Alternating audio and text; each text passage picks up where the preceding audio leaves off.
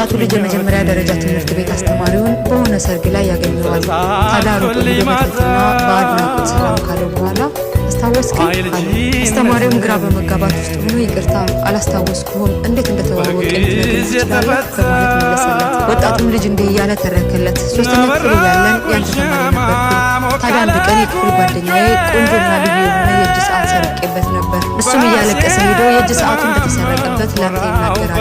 አንተን መጥተህ ልትፈትሸን ሁላችንንም ክፍል ውስጥ ያለን ልጆች አይናችንን ጨፍነን እጃችንን ከፍ አድርገን ፊታችንን ወደ ግድግዳ ዙረን እንድንቆም አዘዝከን። በዛን ጊዜ እኔ የፍተሻውን ውጤት እያሰብኩኝ በጣም ተረበሽኩኝ። የምገባበት አጣሁ።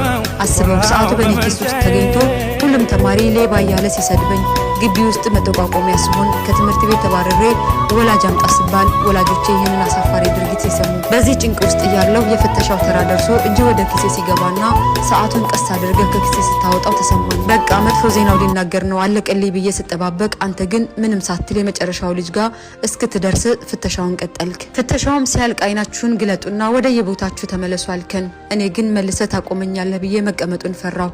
በጣም የሚገርመው አንተ ግን ሰዓቱን አውጥተህ ለባለቤቱ መለስክለት። ግን ከማን ኪስ ውስጥ እንደተገኘና ማን እንደሰረቀበት ምንም አልተናገርክም ነበር። በትምህርት ቤት ቆይታዬ ምን እንደተፈጠረ ማንም አላወቀብኝም ነበር።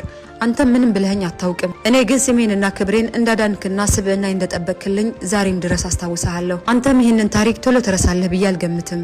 አሁንስ አስታወስከኝ አለው። አስተማሪውን በመገረም ውስጥ ሆኖ ትንሽ አስታውሳለሁ፣ በማን ኪስ ውስጥ እንዳገኘሁት ግን አላስታውስም። ምክንያቱም እኔም ስፈትሻችሁ የነበረው አይኔን ጨፍኜ ነበር አለው። አስተውሉ፣ በህይወታችን ለምናከናውናቸው ነገሮች ሁሉ ጥበብ ያስፈልገናል። እንደ አስተማሪ፣ እንደ ወላጅ እንዲሁም እንደ መሪ ወዘተ ለእያንዳንድ ነገሮች አንዳንድ ጊዜ አይናችንን መጨፈን አስፈላጊ ነው።